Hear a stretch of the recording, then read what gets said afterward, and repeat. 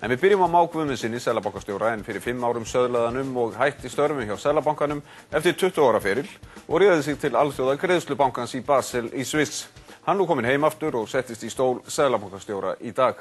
Og Már sestu hjá Þóru Arnórsdóttur og ætlar að fara yfir stóru verkefni framundan og hvaða lærdóm megi draga af fortíðinni. Velkomin Már og til hamingju, ég held að sé ótt að segja það. Takk fyrir það. Þú talaðir nýtt upphaf í fréttunum hér á undan. Getur þú farið yfir það í stuttu máli, hver eru brýnustu verkefnin framundan? Hvað ætlar það að gera núna svona bara í nánustu framtíð?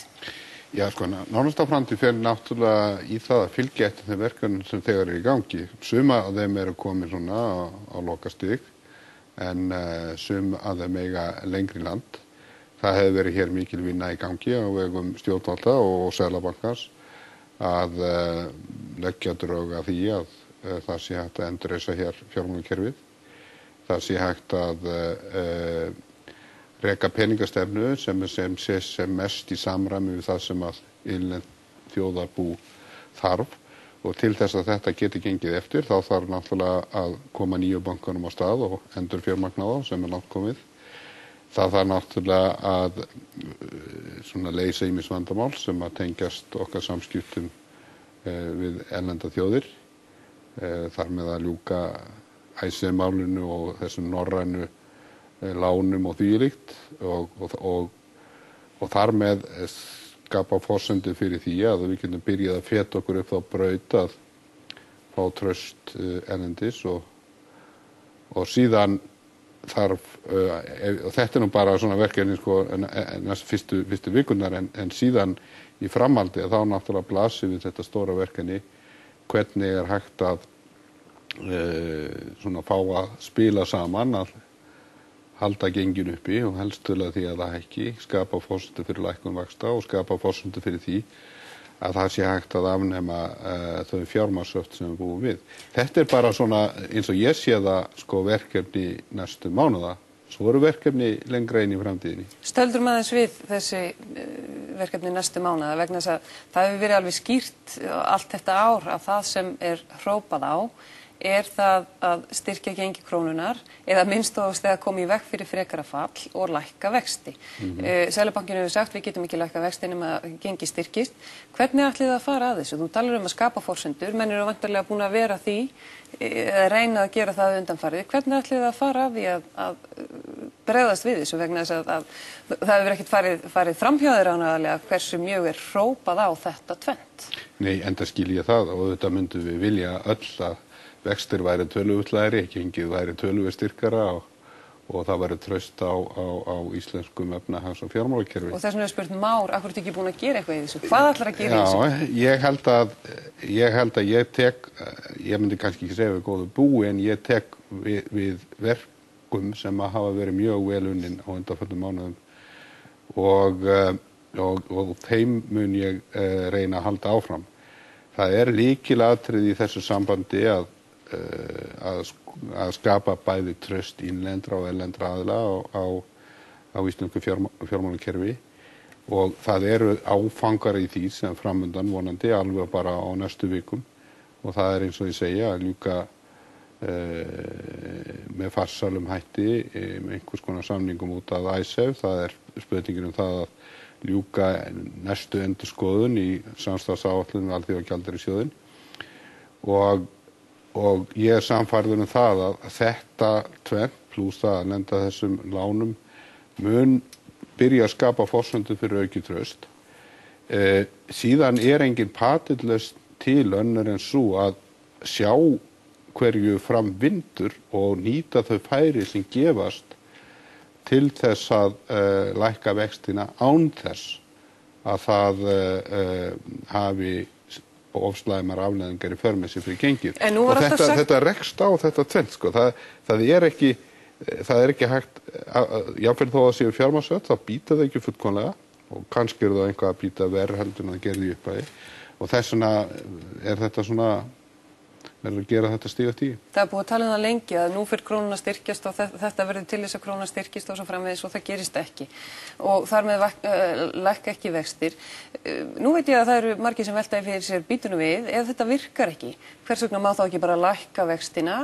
Ég veit að flestir hagfræðingar eru á móti því að vera með neikvæða raunvexti, en það hefur þó komið fyrir og yrði þá til þess að þeir sem eiga þá peninga eða þeim frekar og halda þá kannski uppi neyslu. Er það eitthvað sem að þið getið ekki leyft ykkur að lækka bara vextina úr því að það er ekkert að gerast? Jú, ég meina, en sko ég ætla nú ekkert að segja hvað gerist hér á næstunni í vaxtamálum. Það er ákveðið kerfi í kringu það. Það er nýbúið að taka vaxtaákvörðun, næsta vaxtaákvörðun. Breyti engu. Nei, en það var gert vegna þess að það var lagt mat á það hvað væri hægt að gera og þetta var niðurstaðan. Næsti vaxtaákvörðunardagur verður 24. september. Þá verður náttúrulega metið hvað er hægt að gera og svo skulum við sjá til hvað verður niðurstaðan. Það er auðvitað hægt, eins og þú segir, það er ekkert í fyrirstöðu að vera með neikvæða raunvexti ef að aðstæðurnar kalla á það. Það er þannig að í þessari kreppu sem verður yfir, þá eru fjöldi þjóða sem eru með neikvæða raunvexti. En það er vegna þess að þær þjóðir geta líka leyft sér það, annarkvort vegna þess að þau eru með stór hagkerfi, eða þannig lágmarkstrú á sín hagkerfi að gengið hrínur ekki við slíkar aðgerðir. Það er náttúrulega enginn að biðja aðstæður eins og voru hérna á 8. áratögnum fram á 9. áratíð með óðaverðbólgu og mjög neikvæða raunvexti. Það er enginn að biðja það en samt sem áður, þú segir, er þetta lúxus sem við getum ekki leyft okkur af því að hagkerfið er of lítið og traustið of lítið? Myndi krónan, ertu að segja að krónan færi niður úr öllu valdi? Getum við vita það? Þetta er erfitt að segja, það er ekki að vita það með fullri vissu. Þess vegna er rétt að fara að taka þetta skref að skrefi. Menn finnst þau skref kannski ekki nóg stór? Já, auðvitað viljaðu miklu starra, auðvitað vildi allir að vextinni lækkuðu 2% á morgun og gengi stýrt um 10%. Þetta er ekki spurning hvað við viljum, þetta er spurning hvað er hægt. Og til þess að það er ekki hægt að gera þetta í gegnum vaxtaákvörðun eina.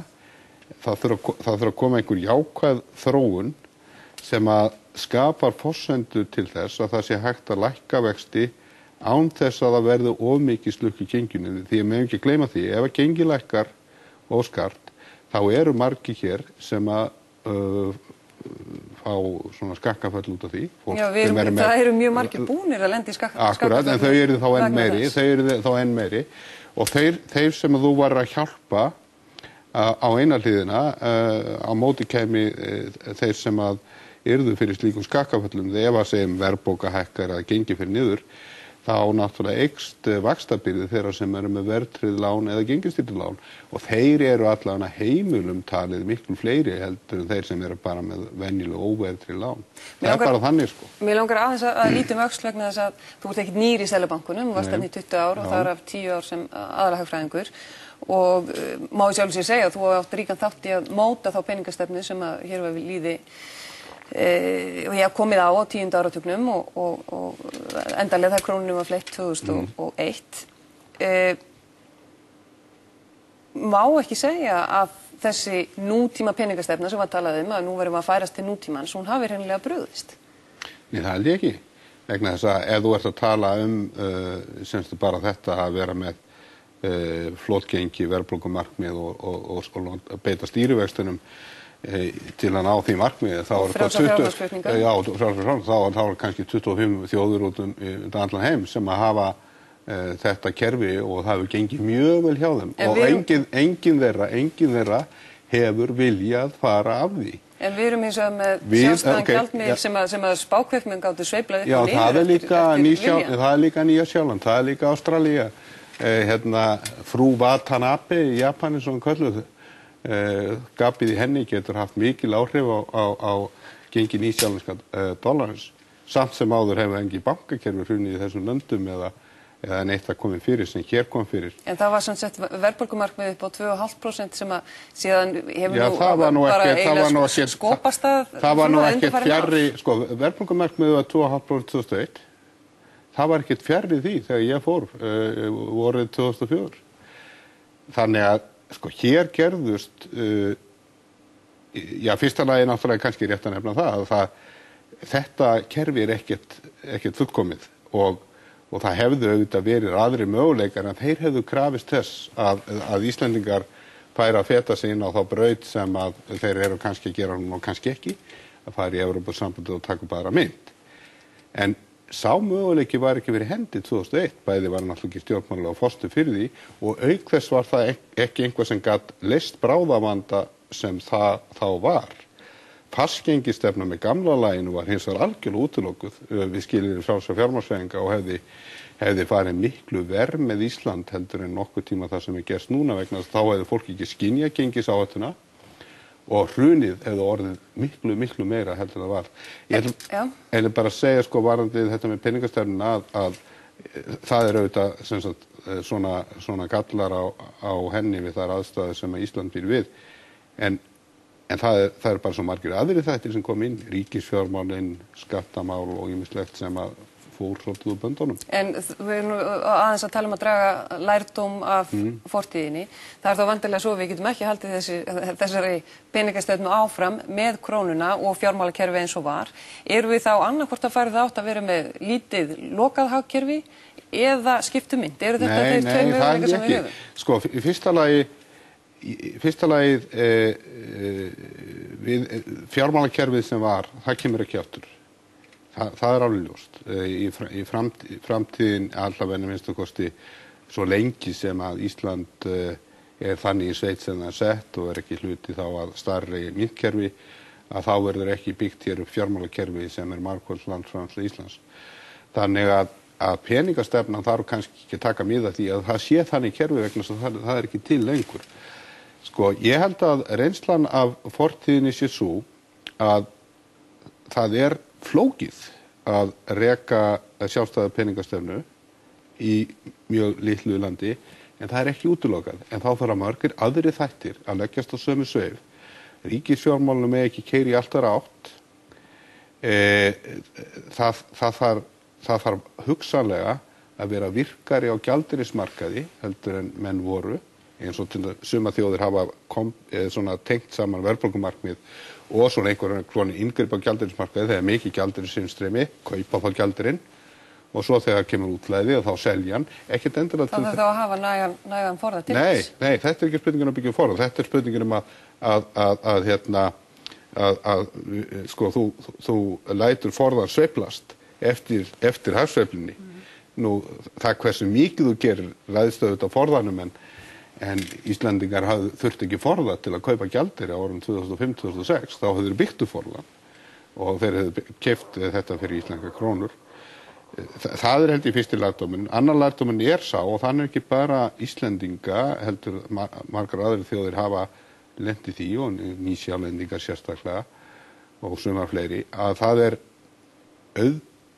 lítið land getur rekið sjálfstæða peningastefnu með sæmilegum hætti ef það víkur ekki mjög langt frá því sem gerist í öðrum löndum. En ef að það er til dæmis í mikillu uppsveiflum meðan að önnur lönd eru bara svona í sæmilegu jafnvægi. Eins og við vorum með 8% stýrivexti og menn nýttu sér vaxtamunin mjög. Þá verður það flóknara, það er bara þannig og þá þarf eins og segja helst annarkvort að grípa til annar aðgerða til að draga úr því misræmi. Hefði verið hægt að koma í veg fyrir til dæmis alla þessa jöklabréfaútgáfu? Ég veit ekki hvort það var hægt að koma í veg fyrir að öllu leyti en það hefði kannski verið hægt að kaupa miklu meiri gjaldeyri þegar gjaldeyrin streyndi inn og hafa þar hann meira úr að spila þegar þetta byrjaði að allt að fara út og þá hefði kannski gengið hækkað minna og þá hefði hvatinn til að kaupa slík jöklabréf verið minni.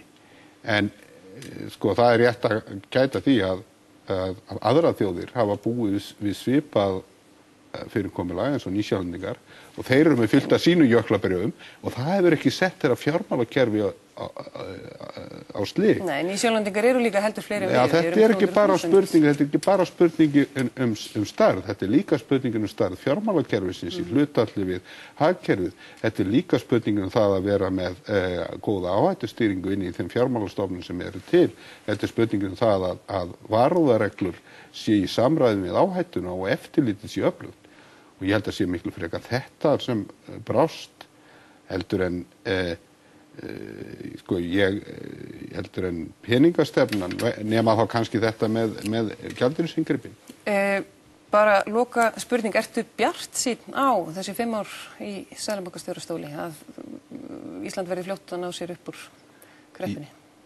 Já, ég það. Ég hefði ekki farið í þetta án þess. Ég vona að ég sé ekki bjánalega bjartsýnn.